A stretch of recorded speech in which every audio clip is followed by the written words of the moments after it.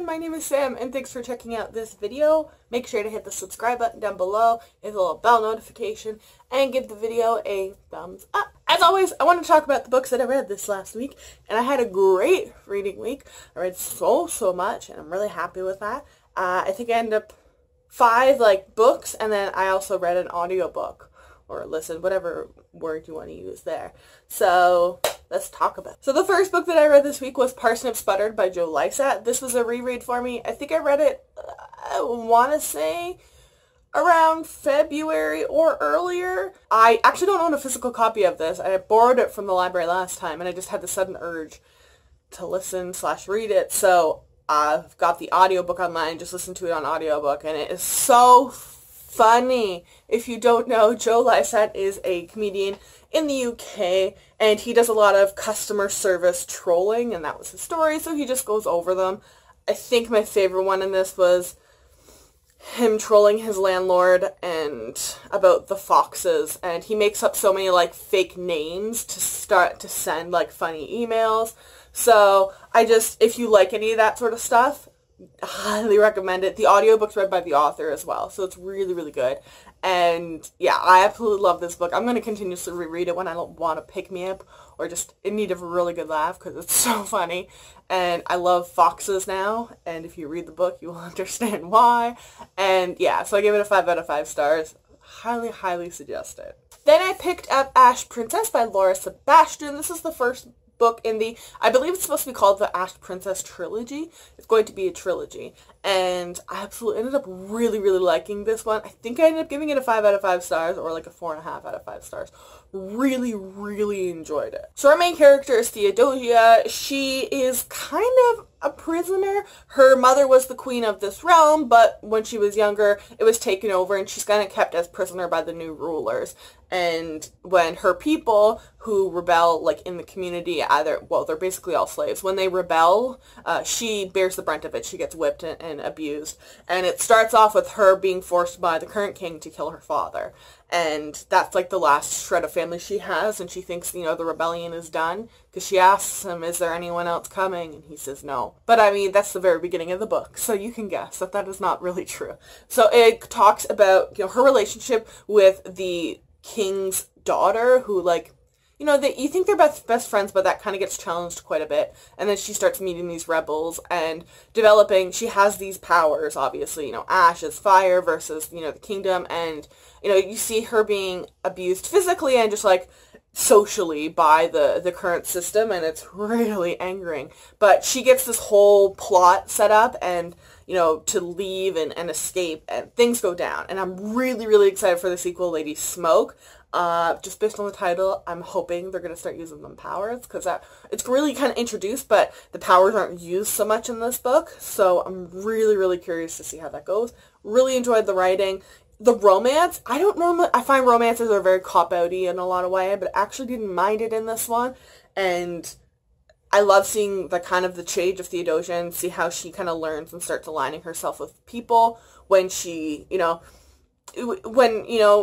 people's actions or alignments are called into question, either, formally or informally, and she starts evaluating that, and even if it hurts her, she knows what's best, kind of thing. So, yeah, really enjoyed it, would highly recommend it. It's quite dark, and there are a couple points where I kept scratching my back because she gets whipped for, other people, rebelling or whatever, so I'm that was kind of, cringy, but it was really good overall. Then I read Lifelike by J. Kristoff, the first book in the Lifelike. I believe it's also supposed to be a trilogy. It's why everything's a trilogy. But it follows the story. This is kind of hard I want to make sure I don't spoil anything because there's so many reveals in this book. So we follow our main character who lives in this world where the planet's been basically destroyed. Her grandpa, by name, has cancer and he's dying. So she's living this life where she's just trying to, by any means necessary, get money so that she can get the medication to help him. It's not going to cure him, but it's going to make him a little bit more comfortable and prolong his life a little bit more. And things go haywire when all of a sudden her family is attacked and all of her life and lineages is thrown into question, and she starts chasing, and her grandfather is stolen. So this whole film, they're trying to chase, and the people who stole her grandfather did I say film? It could be a really good film. This whole book, this whole book, they're chasing the people who stole her grandpa and finding out why they stole her grandpa, who her grandpa is, you know, the main character's background, interacting with all these other new characters and all their backstories, and finding out about why the world is the way it is. It's a fantastic book. The ending hurt my soul, and I need the sequel now. And I would just really, really highly recommend it. It's not Illuminae Files. Like, it's a sci-fi, but it's not the Illuminae Files. So, but I mean, I'm not a big sci-fi fan. It actually gave me a lot of reminders of, like, Star Wars and Mad Max, which is one of the, like, blurb things that when it was being optioned, it was like Romeo and Juliet meets Mad Max meets something else. So, there is some romance in it. It's not heavy, which I really enjoyed. And it really does focus on this girl and her lineage and her relationships. Thoroughly love this book. 5 out of 5 stars. I hate J. Kristoff for releasing this without the sequel immediately thereafter being in my hand. I found out very recently, someone told me, I think it was like, it's coming out May 2019. That's like forever away.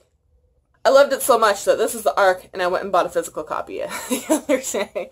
So I own my own copy of it now too, because I'm giving this to my friend Muriel to put to her J. Kristoff shrine. So I would very highly recommend this book. It's so, so good. And it's, once again, like kind of like the Illuminae Files, it's pretty, like, steady pace. There's always a lot going on, and there's lots of information kind of being littered throughout, so there's not, like, hype, and then just information, and then hype and information. J. Kristoff is really, really good at that. So, yeah, 5 out of 5 stars. Then I finished, finally, the arc that I have for The Dark Descent of Elizabeth Frankenstein by Kiersten White. This is a standalone Frankenstein retelling.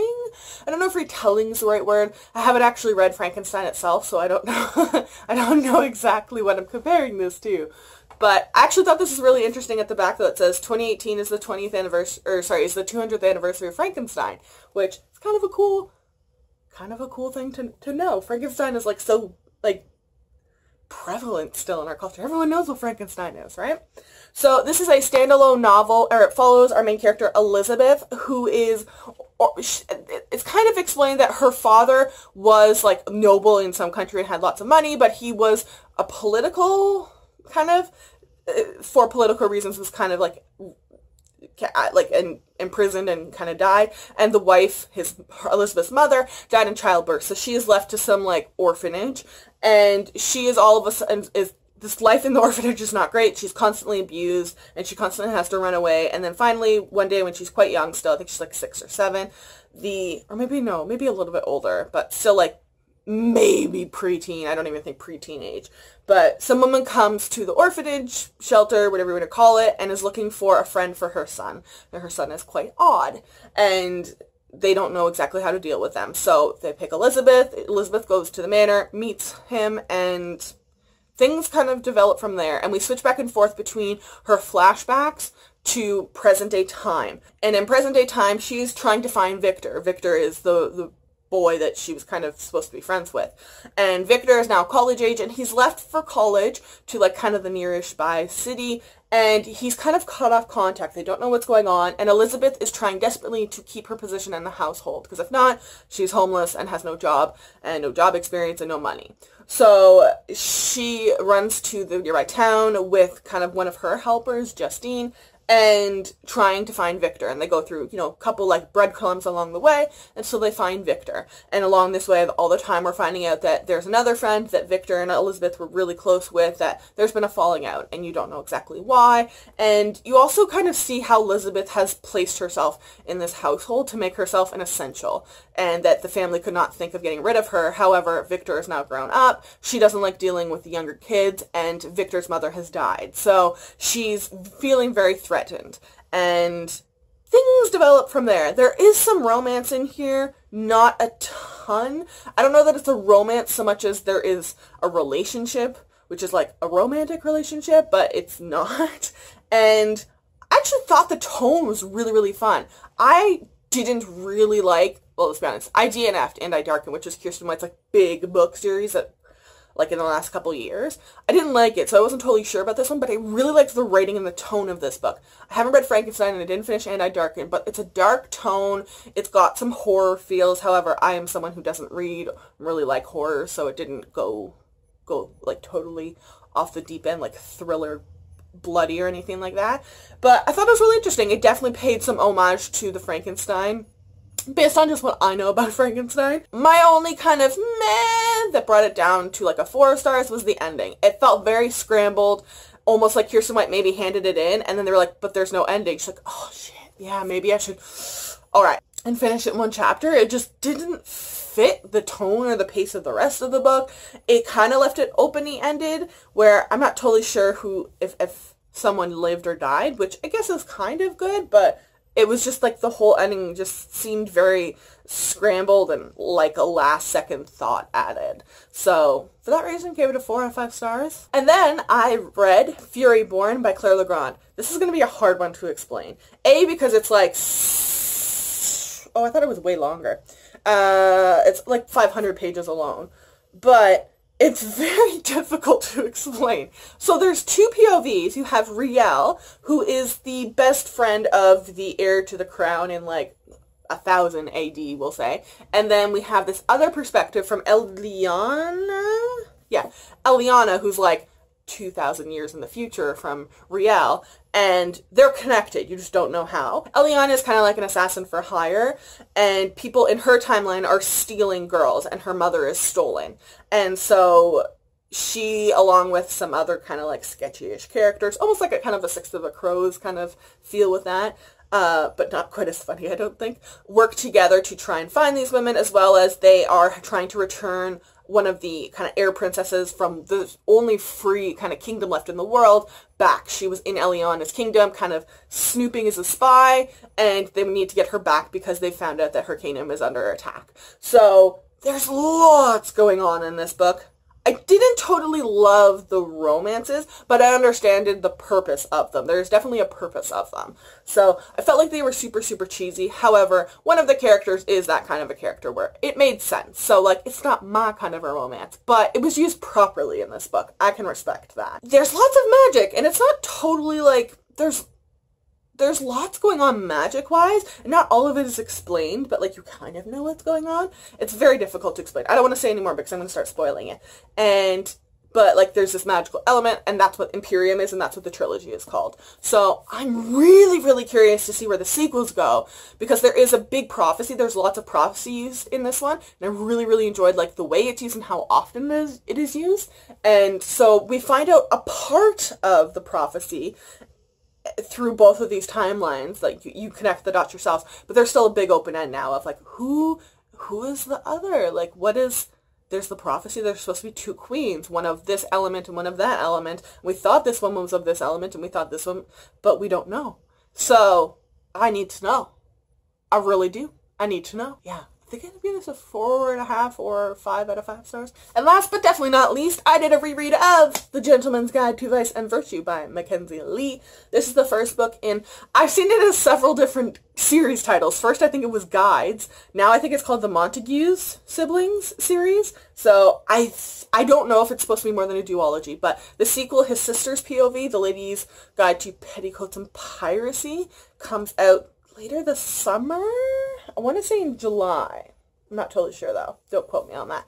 But comes out soon. So I wanted to do a reread of this, as well as there is bisexual representation in here, and we found out later that there is also asexual representation in here. So good month to read this. It is Pride Month. Our main character is Henry here, and he is going on his European like tour, which was quite common to do for, you know, wealthy families, but before you kind of take over for the family. You get it out of your system kind of thing. So dudes would go, you know, hopping all over. It was supposed to be cultural awareness, but it was more just like drinking and sleeping with women all over the continent. But our main character, Monty, or slash Henry, tends to get himself into lots of trouble a lot of the time. He puts his foot in his mouth, and he's quite, you know, sexually open. He's been caught several times. Remember, in the time period, this is like, you know, 1700s.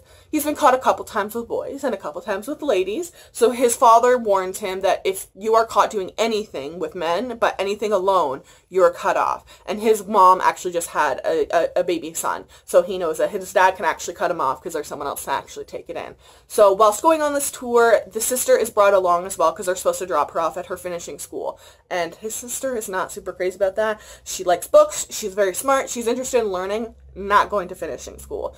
And she's quite vocal about that. that. However, these siblings also bring along Henry's best friend Percy, who has a hopeless crush on. And this book actually is quite interesting because they're very open with each other that they're both attracted to each other. So Henry is bisexual because he does say, I'm attracted to both men and women. I've been with both men and women. And Percy, in addition to being gay, is also black in this time period, which is like very like, it does a very actually like continuous job in this book of talking about how like Henry and his sister don't see any problems with it. It's nothing to them. However, at several points, there's like the N-word is used, and people talking of like treating him differently.